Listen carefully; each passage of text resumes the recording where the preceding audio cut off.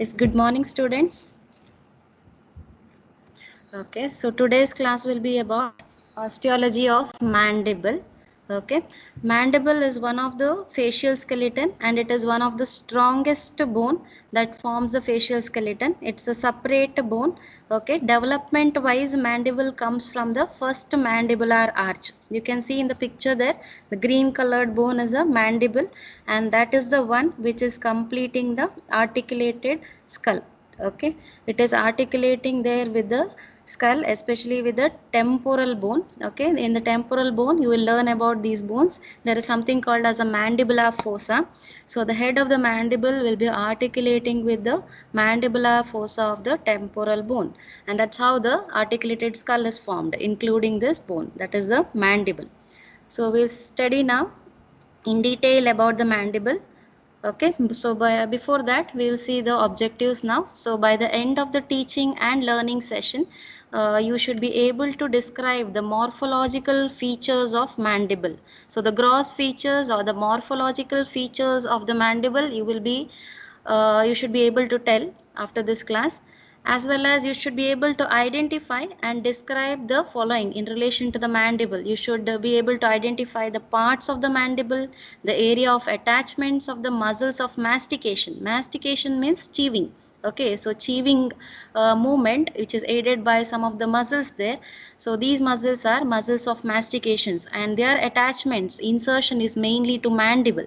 So you should be able to identify the attachments of these muscles of mastications, and then you should be able to identify some major foramina. Some openings are there on the mandible bone which we call them as foramina. So major foramina in the mandible with the structures passing through them, and some large blood vessels and nerves related to it.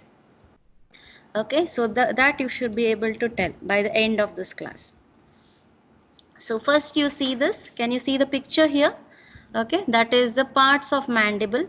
So mandible, if you see the bone, okay, it has a body, okay, where it is bearing the sockets for the tooth and all. That is part is called as a body, and the body is horseshoe shaped. It is a U shaped or horseshoe shaped body is there, and the posterior end of the body there is a raised projection, okay, upwards, that is called as ramus of mandible. So in the picture you can see the labeling there.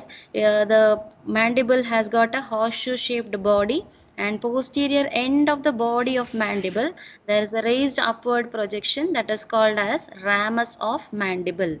And that angulation from the body to ramus, that junction is called as angle of mandible. So can you see in the picture there? So there are mainly two parts, body and ramus. Body is horseshoe shaped. The junction between the body, posterior end of the body, and the ramus, that is called as angle of mandible. Okay, so you can see there are some processes for these parts of the mandible. If you see the body of mandible, the upper border of the body of mandible, you can see there are sockets. There are sockets for the lower jaw tooth. Correct? So that is called as alveolar process. So see the labeling there. So upper border of the body of mandible, there are sockets for the lower jaw tooth. Those are called as alveolar process. Okay, the lower border of the body of mandible is called as base of mandible. So opposite end, the lower border will be the base of the mandible. And for ramus, you see the ramus of mandible. In the upper part you can see two processes. One triangular process anteriorly. Can you see in the picture there? One triangular process anteriorly, that is called as coronoid process. Coronoid process, it's a triangular projection. And posteriorly there is a solid projection, that is called as condylar process. It is called as a condylar process. The condylar process is otherwise called as head of mandible. Okay, so if I say head of mandible or condylar process of mandible, it is one and the same. So just below the condylar process, the constricted part is called as neck of mandible. It is called as neck of mandible. So overall there are three processes. For the body of mandible there is alveolar process, in the upper border, which bears the sockets for the lower jaw tooth. And for the ramus of mandible, there are two processes. For ramus of mandible, there are two processes. One triangular projection anteriorly, coronoid process, and another solid rounded projection which you see posteriorly in the posterior superior part, that is the condylar process or head of mandible. Just below that will be the neck of mandible. Now this condylar process, see, it is articulating with the temporal bone. In the skull on the sides we have a temporal bone which is forming cranial vault, and there is one depression there in the temporal bone called as mandibular fossa. Now this head of mandible or the condylar process of mandible articulates with the mandibular fossa. It is forming a joint. That joint is TMJ. TMJ refers to temporomandibular joint. Okay, temporomandibular joint. It is between the condylar process of ramus of mandible articulating with the mandibular fossa. Now both the articulating surfaces will be lined by articular hyaline cartilage, and if you see this joint, a synovial joint it is, okay, it is not a simple synovial joint. It is not at all a simple synovial joint. It is a complex synovial joint, and that is because of one fibrocartilage. You see in the picture there, you can see a fibrocartilage, a disc that is intervening in the synovial cavity and compartmentalizing it. So this particular joint, just like your knee joint, here also we have a complex synovial joint where an articular disc is coming, okay, is dividing the synovial cavity into two compartments. Okay, this synovial joint is very, very important. Just imagine if this articulation would have been some fibrous joint or some cartilaginous joint, then the movements would have been much limited. And if movements of temporal joint would have been limited, then we wouldn't have been able to talk, we wouldn't have been able to chew. Okay, most of the movements which we need in our day-to-day activities, okay, that is mainly because of the synovial joint here, that is the temporomandibular joint. Since it is the synovial joint, it's a diarthrotic joint, we are able to open our jaw, we are able to talk, we are able to yawn. You see, all these movements is because of temporomandibular joint. Okay, so temporomandibular joint is formed by condylar process of ramus of mandible articulating with the mandibular fossa of the temporal bone. Now let us see the features on the outer surface of body of mandible. Okay, so this is the anterior view. Okay, if you view the mandible bone from the front, this is the anterior view of the mandible. So just you observe the body of the mandible. See, it's horseshoe shaped. So what are the features, morphological features you see here? In the midline, okay, there is one raised projection, a vertical ridge, which we call it as symphysis menti. It is called as symphysis menti. Okay, what is symphysis menti? It is a raised elevation in the midline, dividing the body of the mandible into right and left half. Okay, so that is called as symphysis menti. And if you see the symphysis menti, the lower end, it is having a triangular elevation or a protuberance there, that is called as mentum. In the lower end of symphysis menti, a triangular protuberance is seen, that is called as mental protuberance, or it is called as mentum. This mental protuberance, it contributes for the chin, it is contributing for the chin of the facial skeleton. Okay, and on either sides of symphysis menti there is some depressed area. Okay, in the real bone, if you're holding a bone in your hand, then maybe nicely you can see these features. Okay, so on either sides of symphysis menti, you will see a depressed area that is called as incisive fossa. It is just below the incisor teeth. Okay, the depressed fossa means a depression, no? So just below the incisor teeth, on the outer surface of body of mandible, there is incisive fossa. And then you see small opening there, that is a mental foramen. A mental foramen is a small opening which is just opposite to the interval of premolar tooth. Opposite to the interval of premolar tooth, there is a mental foramen. Okay, one more feature is there, you will see a ill-defined oblique line there starting from the anterior border of ramus of mandible. It is coursing downwards and forwards onto the body of mandible. You will see an oblique line. Okay, so these are the 5 important features on the outer surface of body of mandible. What are the features you see? First is one vertical ridge in midline, that is symphysis mentae. Then you see at the lower end of symphysis mentae there is a elevation, a triangular projection called as mental protuberance. On either sides of symphysis mentae you see a depression, that is the incisive fossa. Then just opposite to the interval of premolar tooth, there is an opening, that is a mental foramen. Okay. Then there is an oblique line. Oblique line is a well-defined line coming from the anterior border of the ramus of mandible. It is coursing on the outer surface of the body of mandible. Okay, downwards and forward. That is the oblique line. Okay, so these are the features of body of mandible, outer surface of the body of mandible. So next, now see this is a lateral view. If you're holding a mandible and have viewing from lateral aspect, okay, lateral view, that is you're seeing. You can see the features of the body of the mandible also here, but mainly you focus on ramus now. Can you see the ramus of mandible? I have shown the blue arrow mark there. That is nothing but ramus of mandible. Okay, so junction between body and ramus is called as angle of mandible there. So if you see the ramus of mandible here, okay, you are viewing the lateral surface or outer surface of ramus of mandible. Ramus is somewhat quadrilateral in shape. It's quadrilateral in shape, so that's why it has 4 borders. The one which is in front, that's anterior border, close to your alveolar tooth and all, that is anterior border. Behind will be the posterior border.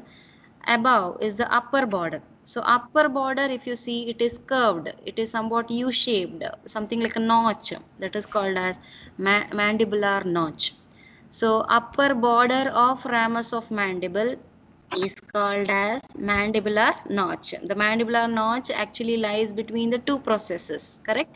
The coronoid process in front and condylar process or the head of mandible behind. Okay. The lower border of ramus of mandible is continuous with the lower border of the body of mandible. It is nothing but forming the base of mandible. Understood? So ramus of mandible is quadrilateral or it is quadrangular in shape.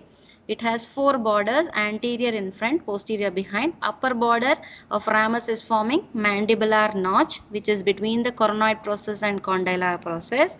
Lower border of ramus of mandible is continuous with the lower border of body of mandible, that is forming the base of the mandible.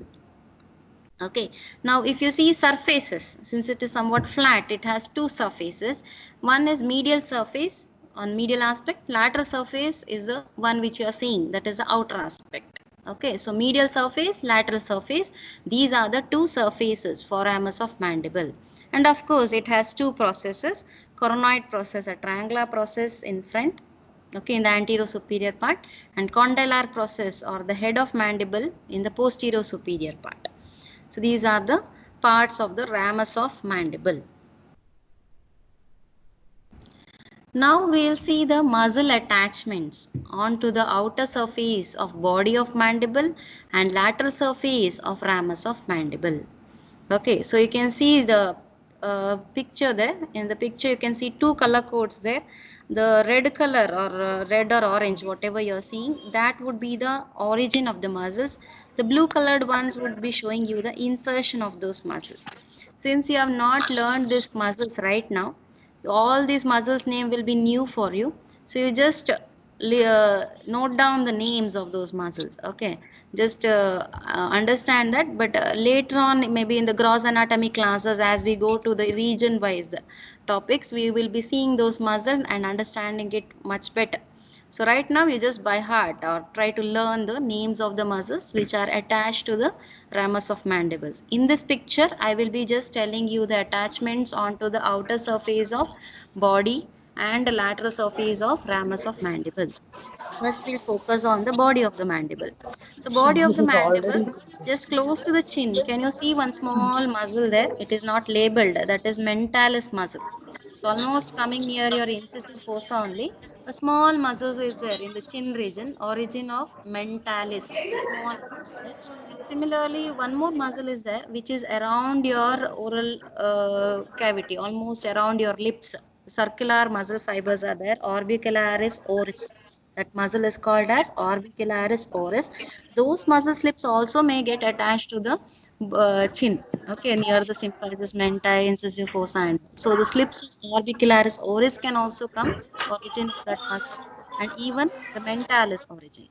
The other muscles which are closely originating close to the mentalis would be depressor labii inferioris and depressor anguli oris. Okay, so depressor means it is bringing the lips down. Depressor labii. Labii refers to lips. Oris refers to again oral cavity. So the angles of the lips also you will have that muscle. Depressor anguli oris. Okay, so their direction will be downwards laterally. So those muscles are taking origin. Okay, here from the body of mandible. And I already told you there is something called as oblique line, correct? No, on the outer surface of body of mandible, there is an oblique line. You will have the origin of buccinator muscle. Buccinator muscle takes origin from oblique line. Okay. So that buccinator muscle is a very important muscle for blowing action. If you are blowing a balloon, see this muscle is responsible for that action. So origin of buccinator is from the oblique line which was on the outer surface of body of mandible. So muscles which are originating would be mentalis muscle, depressor labii inferioris, depressor anguli oris, and from along the oblique line you see the origin of buccinator muscle. Okay, and very few slips of orbicularis oris muscle also.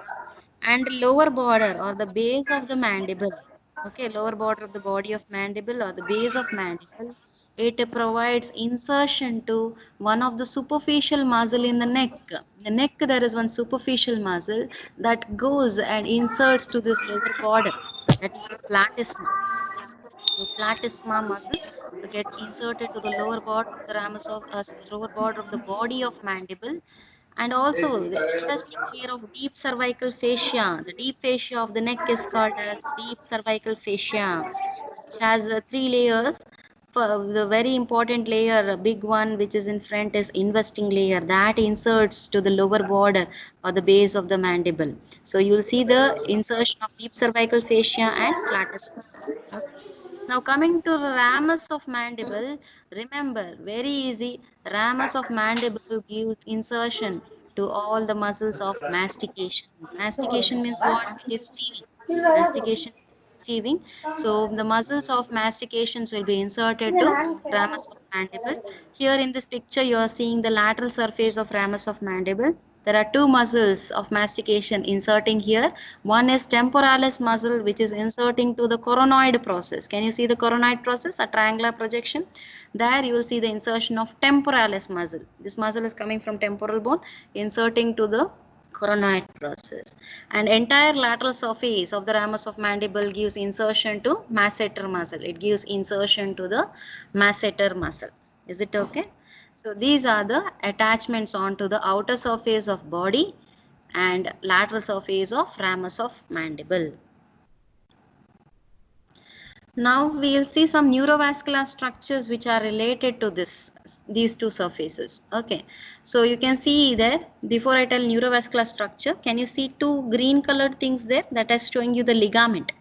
Okay, near the neck of mandible, on the lateral aspect, you have the lateral ligament of temporomandibular joint. TMJ is temporomandibular joint. So lateral aspect, you will have the lateral ligament of temporomandibular joint that is strengthening the temporal mandibular joint. It's outside the fibrous capsule and strengthening it. So it's the lateral ligament of TMJ. And angle of mandible, can you see one ligament? Stylomandibular ligament. Stylomandibular ligament, it's a thickening of the deep cervical fascia only, that comes from styloid process to the angle of mandible. That's a stylomandibular ligament. Okay, stylomandibular ligament.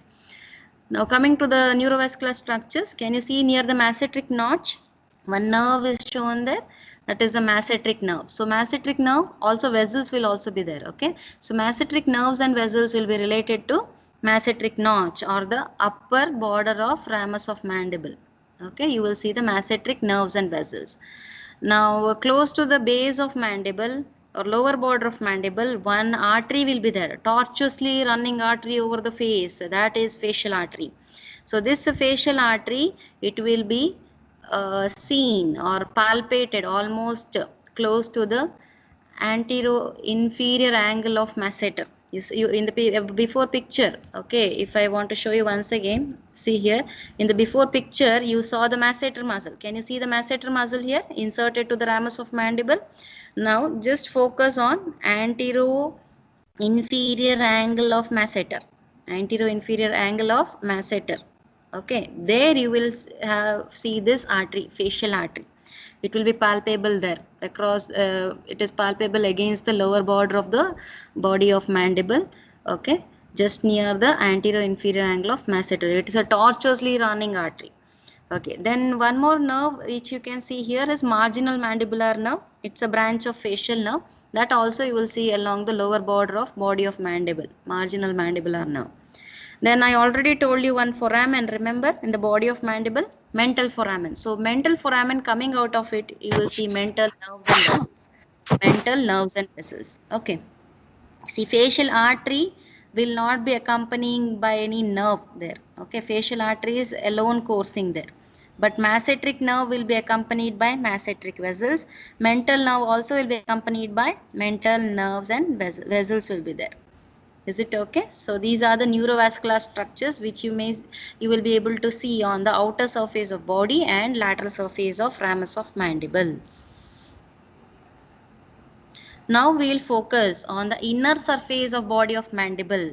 So just imagine you are holding the mandible and viewing it from posterior aspect. Okay, if you are viewing the body of mandible from posterior aspect, then you will see these features.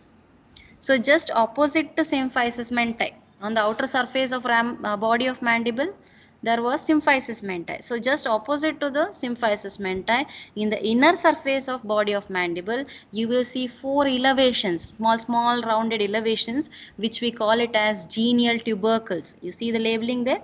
Genial tubercles, otherwise called as mental spines. They are called as mental spines.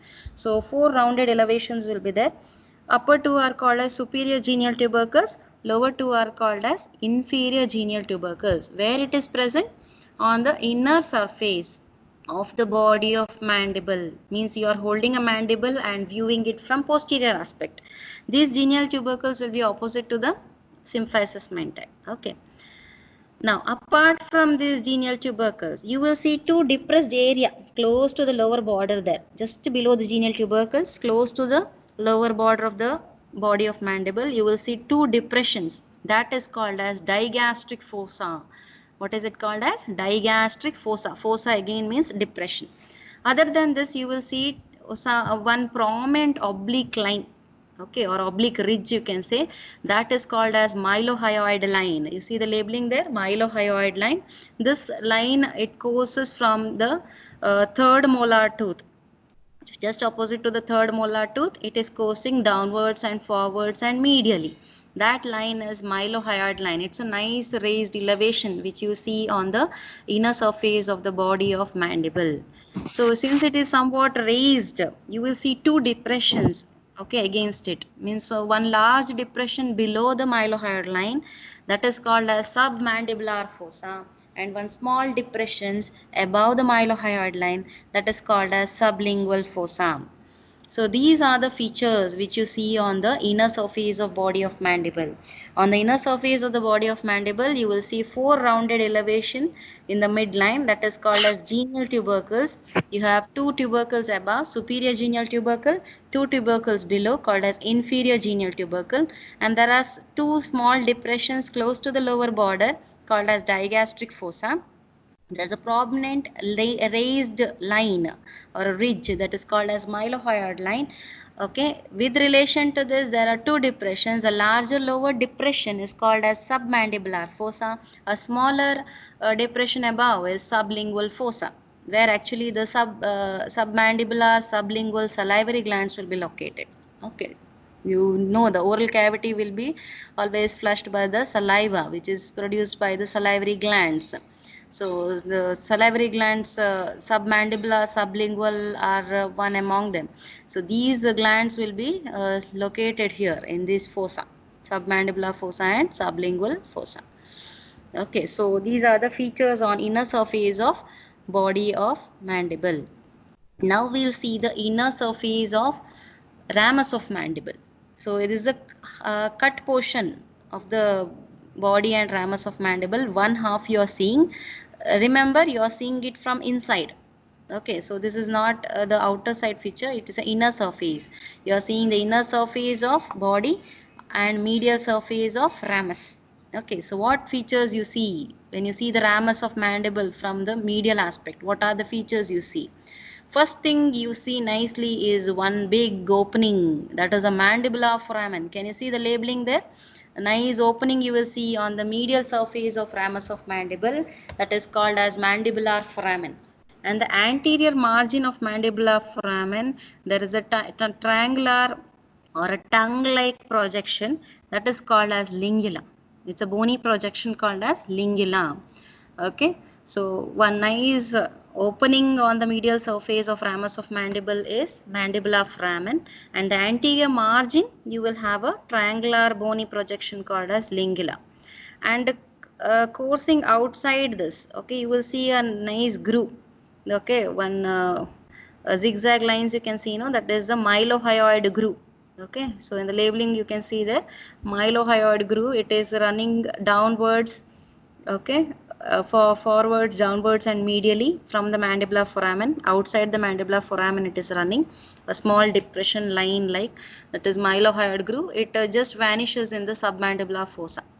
Okay, then other than this you will see some rough area near the angle of mandible. On the ramus of mandible only, ramus of mandible medial surface you are seeing, close to the angle of mandible you will see some rough areas. So these are the features. Okay, and other than this you just concentrate on the condylar process. Okay, neck of mandible, anterior aspect, there is one depression that is called as pterygoid fovea, a depression in front of the neck of mandible. Okay, you will see it just below the head or the condylar process in the front aspect, that is the pterygoid fovea. So these are the features you see on the inner surface of the ramus of mandible. Okay, so inner surface, or what we say it as medial surface of ramus of mandible, you will see a mandibular foramen, you will see lingula, you will see mylohyoid groove, the rough area near the angle of mandible, then you see pterygoid fovea in front of the neck of mandible. Okay, now learning these morphological features, now we'll see the attachments. Again, one half of mandible, inner aspect is shown here. So first I will talk about the muscles. Okay, so muscles you can see here, again red or orange colored are showing you the origin of muscles, the blue colored ones are showing you the insertion of muscles. So coming to the body of mandible, you are seeing the half of the mandible here, inner surface of the body of mandible, one half you are seeing. So you remember there were 4 genial tubercles there. Okay, superior 2 and inferior 2 genial tubercles. So superior 2 genial tubercles will give origin to genioglossus muscle. Genioglossus. Okay, it's coming from genial tubercle going to tongue, glossus. That's why it's called as genioglossus muscle. The inferior genial tubercle gives origin to geniohyoid muscle. From the inferior genial tubercle, it goes to hyoid bone. So in the neck inner aspect, you will see that geniohyoid muscles. So overall, the genial tubercles give origin to genioglossus muscle and geniohyoid muscle. Now, there was one depression right below the genial tubercles called as digastric fossa. Okay, so that gives origin to anterior belly of digastric. This digastric muscle has 2 belly. It has 2 belly, just like biceps had 2 heads, no? So there are 2 bellies, okay, one front and one behind. The anterior belly of digastric takes origin from that digastric fossa. And remember, there was one oblique line here also on the inner surface of body of mandible, raised one, that was called as mylohyoid line. Remember that? The mylohyoid line gives origin to mylohyoid muscle. Easy. Mylohyoid line gives origin to mylohyoid muscle. And close to third molar tooth, can you see there? One small muscle is there, superior constrictor. It is the circular muscle of the pharynx. Okay, one of the circular muscle of the pharynx, superior constrictor muscle, takes origin from the body of mandible close to third molar tooth. Only few fibers takes origin here. Okay, so these are the origins coming from the inner surface of the body of mandible. Superior genial tubercles give origin to genioglossus. Inferior genial tubercle gives origin to geniohyoid. Okay, digastric fossa gives origin to anterior belly of digastric, and that mylohyoid line, which was a raised elevation, that gives origin to mylohyoid muscle. And close to the third molar tooth, we have the origin of superior constrictor muscle of pharynx. Along with that, one strong ligament is there, that is called as pterygomandibular ligament. Along with the origin of superior constrictor, you will have the attachments of pterygomandibular ligament. Okay, now we'll focus on ramus of mandible.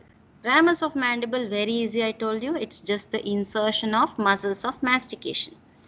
Okay, already we have seen coronoid process gives insertion to temporalis muscle. See, these muscles of mastication, when I tell, they are the muscles which are helping for chewing movements. Okay, they are the muscles of mastications, and all of them are inserted to ramus of mandible. So coronoid process gets an insertion of temporalis. Okay, and this rough area was there, no, close to the angle of mandible, that gives insertion to medial pterygoid. And the neck of mandible, there was pterygoid fovea. Remember, there was in the previous slide. Once again, I'll focus here. See here, there is pterygoid fovea in the neck of mandible, correct, and there's a rough area on the near the angle of mandible, correct, no? So there you will see the insertion of these muscles. Pterygoid fovea gives insertion to lateral pterygoid, and angle of mandible on the medial aspect in the ramus, it gets insertion of medial pterygoid. So overall, there are four muscles of mastication. Okay, masseter muscle, which gets inserted to the lateral surface of ramus of mandible. Medial pterygoid gets inserted to medial surface of ramus of mandible, close to the angle. Coronoid process gives insertion to temporalis, and the pterygoid fovea near the neck of mandible gives insertion to lateral pterygoid. Okay, so all are insertions, never tell origin there. Okay, ramus of mandible, if you ask you in viva also, it is just insertion. You see, just blue colored structures are there. Okay, they are all insertion of muscles of mastication. Now, neurovascular structures related to mandible, it is very, very important here. Okay, can you see one nerve there entering the mandibular foramen?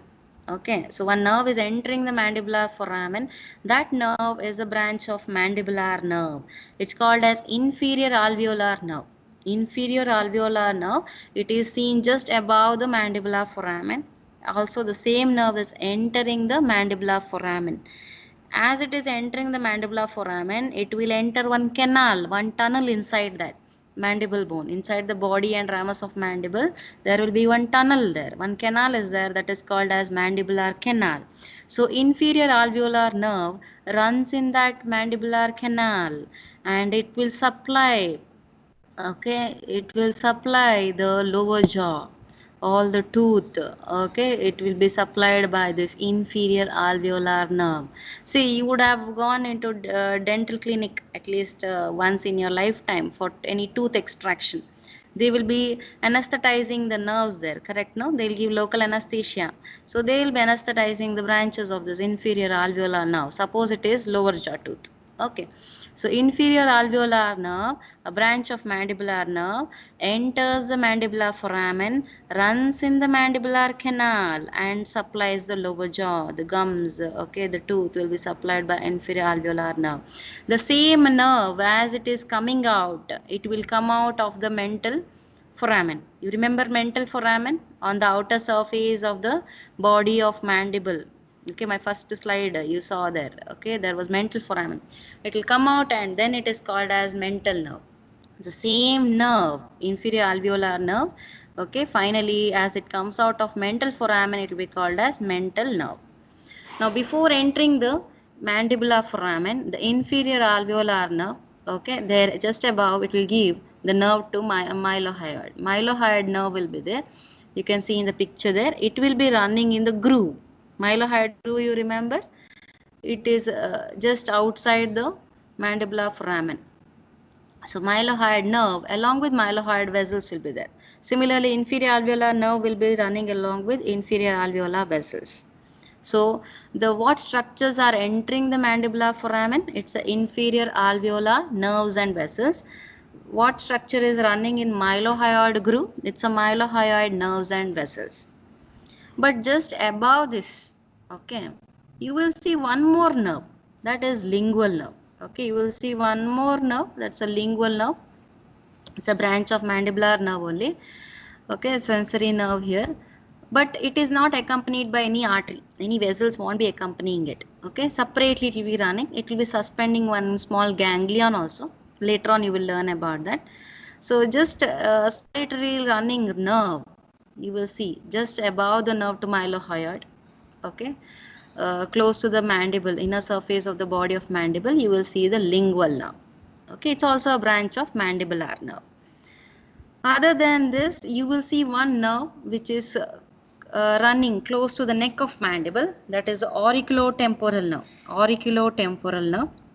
It's also alone running.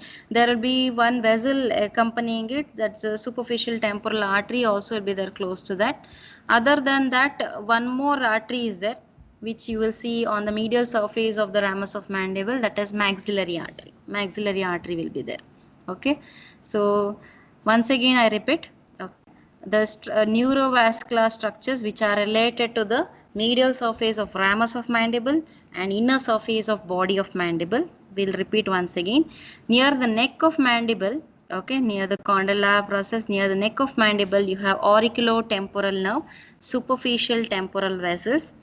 Okay, on the medial surface of ramus of mandible, there is maxillary artery. I have not shown in this diagram, but you just remember maxillary artery will be there. Okay, one of that branch only is inferior alveolar artery. Okay, so you'll have inferior alveolar nerves and vessels and maxillary artery just above the mandibular foramen. Entering the mandibular foramen, entering the mandibular canal, passing through the mandibular foramen, you have inferior alveolar nerves and vessels. So coursing along the mandibular canal inside will be inferior alveolar nerves and vessels. Okay, and the nerve which is running in the groove, mylohyoid groove, is mylohyoid nerves and vessels. And one more nerve solitarily running on the inner surface of the body of mandible close to the tooth, the lower jaw. Okay, that is lingual nerve. These are the nerves and vessels. Is it okay? Then you just focus on green colored structures there. You see some ligaments. I already told you, pterygomandibular ligament close to the origin of superior constrictor muscle. And angle of mandible, you have stylomandibular ligament. Okay, another very important ligament which is attached to the lingula. You remember lingula? Anterior margin of mandibular foramen, there's a tongue like projection, I told you, no, the tongue like projection, bony projection is called as lingula. So lingula, you have the sphenomandibular ligament attached to the lingula of the mandible, which is just in front of mandibular foramen.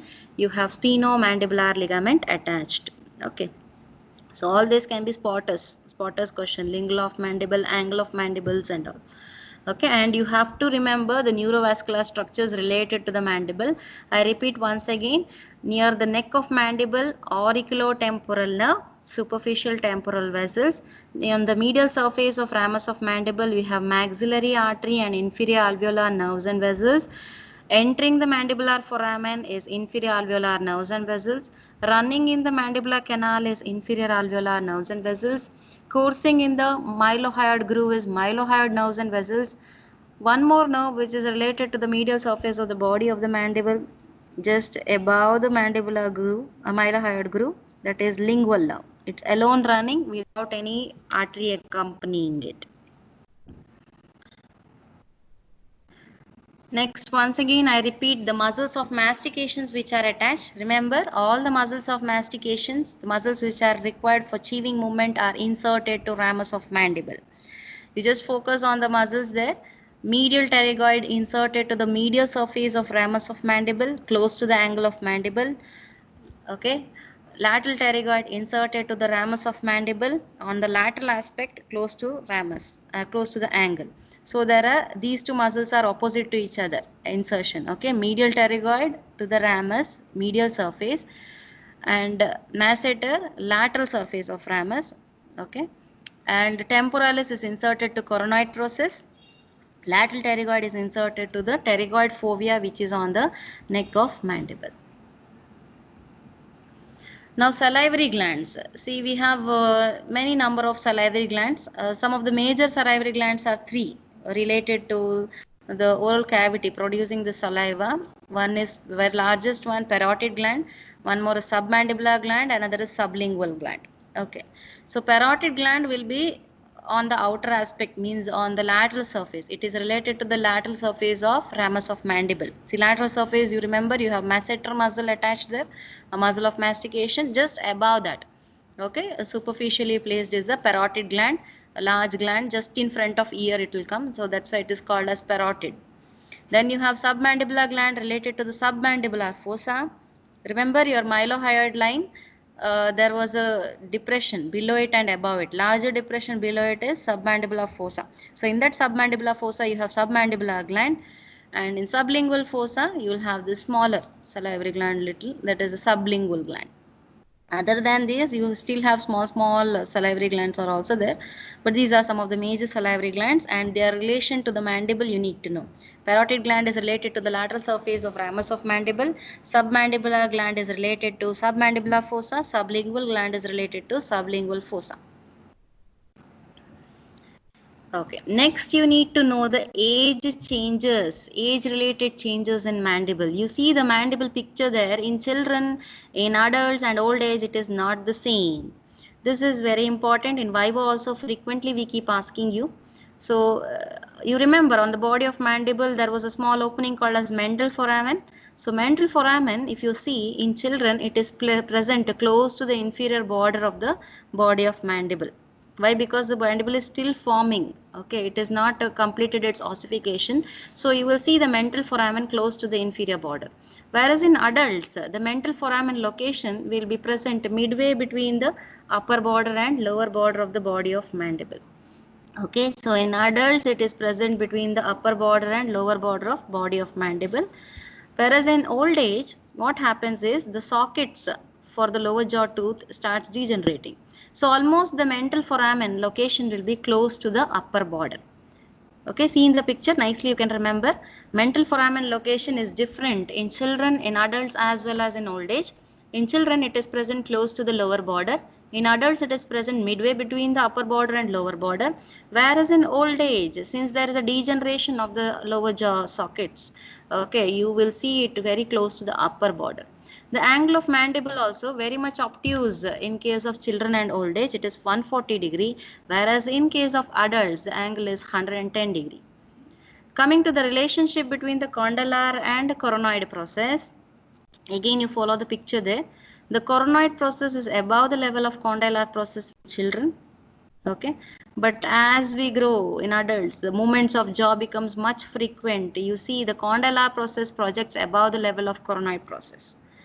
Whereas again in old age, the coronoid process projects above the level of condylar process. Okay, so only in adults what happens? The condylar process or head of mandible is above the level of coronoid process. In other two cases, it is always below the level of coronoid process. Coming to mandibular canal if you see, okay, it runs close to lower border in children. It runs parallel with the mylohyoid line in adults, and it runs close to the upper border in old age. Mandibular canal, remember, from the mandibular foramen till the mental foramen. Mandibular foramen was on the inner surface of medial surface of ramus of mandible, whereas mental foramen was on the outer surface of body of mandible. So from mandibular foramen to mental foramen, the canal or the tunnel is called as mandibular canal. That mandibular canal in children it runs close to lower border, whereas in adults it runs parallel with mylohyoid line, whereas in old age it runs close to upper border. These are the four important changes that you see, okay, in mandible in children, adults and in old age. Okay, so what are the changes? The main changes, notable changes will be at the depending on the level of mental foramen, angle of mandible, then relationship between condylar process and coronoid process, and the direction of mandibular canal. Once again I repeat, mental foramen Okay, can you see that opening there? Round circle of foramen on the outer surface of body of mandible. It is seen in the picture. It is present close to the lower border of the body. Okay, whereas in adult it is present midway between the body, lower border and upper border of the body, and in old age it is present close to the upper border of the body. Whereas angle of mandible, it is 110 in adults, whereas it is more obtuse, 140 in children and old age. Relationship between the head of mandible and coronoid process. The head of mandible or the condylar process is above the level of coronoid process in adults, whereas it is below the level of coronoid process in children and old age. Mandibular canal direction runs near the lower border in children, runs parallel with mylohyoid line in adults, and runs close to the upper border in case of old age. Is it okay? Okay.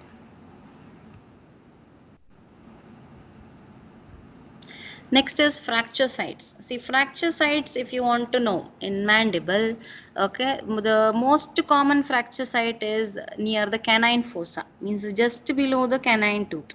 Okay, not the incisive fossa, just below the canine tooth. Actually, the socket is very weak there. So, anytime there is fracture of mandible, okay, alveolar process, the socket for the canine tooth is quite weak. That's why most common fracture you will see there near the canine fossa. Other junctions where the fractures are found by the studies is near the angle of mandible, near the neck of mandible, you may see the fracture sites.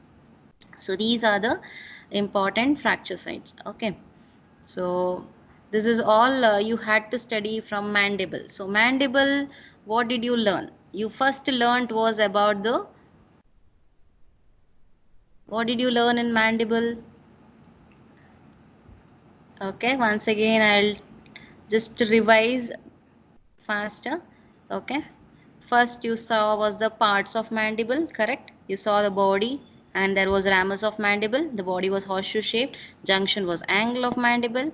Okay, then you saw there are processes for the body, there was alveolar process bearing the sockets, then for ramus of mandible there was a coronoid process and condylar process. Okay, then you came to know that condylar process is nothing but the head of mandible. It articulates and forms the synovial joint, that is the temporomandibular joint. Then you learnt about the features on the outer surface of body of mandible. So what are the features you saw on outer surface of body of mandible? Midline raised ridge symphysis menti. Then you saw a triangular projection, mental protuberance. Then incisive fossa. Okay, remember this. Two small openings, mental foramens near the premolar tooth, and an ill-defined oblique line was there. Okay, then in ramus you learned there are, it is quadrilateral, so 4 borders, 2 surfaces and 2 processes was there. Upper border is showing you the mandibular notch. Okay, it is between coronoid and condylar process. Then you learned their attachments there, mainly the body of the mandible, there were origin of the muscles except for platysma which is inserted to the lower border. Then all facial muscles, superficial muscles of face were originating from the body of mandible. Mentalis, orbicularis oris, depressor labii inferioris, depressor angli oris. Then along that oblique line, buccinator was taking origin. Then muscles of mastication, they are getting inserted to the ramus. So lateral surface of ramus, mainly the masseter insertion, and near coronoid process, temporalis insertion. Then you learned some ligaments attached here to the neck lateral ligament of TMJ, to the angle of mandible, stylomandibular ligament. Then blood vessels and nerves related here. Remember, facial artery is palpable just near the anterior-inferior angle of masseter against the lower border or base of mandible.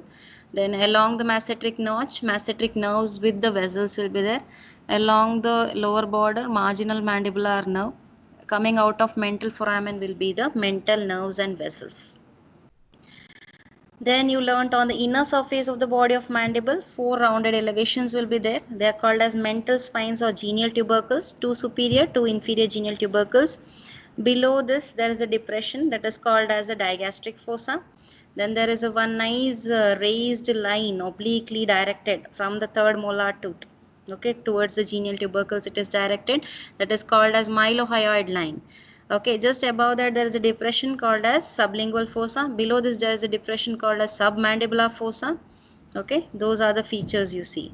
Then on the medial surface, there is one foramen called as mandibular foramen. Mandibular foramen. And the anterior margin, there is a triangular projection called as lingula. Okay. And on the outer surface of the mandibular foramen only one groove will be there, that is called as mylohyoid groove. It just disappears, goes and disappears in the mandibular fossa. Then there will be some rough area close to the angle of mandible. Next, there is one depression you see in front of neck of mandible, that is the pterygoid fovea. Coming to the attachments, again origins are near the body of mandible. Superior genial tubercle gives origin to genioglossus, inferior genial tubercle to geniohyoid. Digastric fossa, you have the anterior belly of digastric, and along the mylohyoid line you have mylohyoid muscle originating. Okay. And one more origin you have to remember is superior constrictor muscle of pharynx along with pterygomandibular raphe. They are originating close to the third molar tooth. Again, to the ramus of mandible, it is always the insertion. So coronoid process, you have temporalis insertion. Pterygoid fovea, you have lateral pterygoid insertion. And close to the angle of mandible in medial surface, you have medial pterygoid. All these are muscles of mastication, they are inserting here. Now, nerves and vessels to the neck of mandible, auriculotemporal nerve, superficial temporal artery. Above the mandibular foramen, maxillary artery, inferior alveolar nerves and vessels. Running through the mandibular foramen, entering the mandibular canal, you have inferior alveolar nerves and vessels. In the mylohyoid groove, you have mylohyoid nerves and vessels. And just above that, you have lingual nerve, okay, alone running. And that will be suspending the submandibular ganglion. Nerve ligaments which are attached here, you see lingula gives attachment to the sphenomandibular ligament, angle of mandible gives attachment to stylomandibular ligament, and opposite the third molar tooth you have the pterygomandibular ligament. This is again showing you the muscles of mastication insertion. Okay. Then remember the salivary glands which are related here. Parotid gland to the lateral surface of ramus. Submandibular fossa related to submandibular gland. Sublingual fossa related to sublingual gland. Then I told you about the age changes. Very, very important. Under the 4 criteria, mental foramen, taking into account the angle of mandible, relationship between condylar process and coronoid process, and then the mandibular canal. Okay. Next, fracture site. Remember, the most common fracture site is canine fossa because it is quite weak. Other than that, angle and neck of mandible. Now, these are the important questions from mandible. You will have to note, okay, the muscles of mastications, attachments to mandible, you should know. The neurovascular structures which are related to the mandible, very, very important. When it comes to head and neck, mainly the neurovascular structures. Okay, don't neglect all the nerves, all the vessels which are related in close to the mandible, be it the neck, head, ramus or the body. Okay, for palpation or for anything, the neurovascular surgery is very, very important. So you need to know the neurovascular structures which are related to the mandible. Then mylohyoid line, frequently we keep asking the attachments and salivary glands related to. Then age changes in mandible. Age changes in mandible, please all of you by heart it. Okay, and try to understand the concept why the age changes are happening, okay, as it is developing. Remember, mandible develops from the first pharyngeal arch. Okay, so this is all from today's class.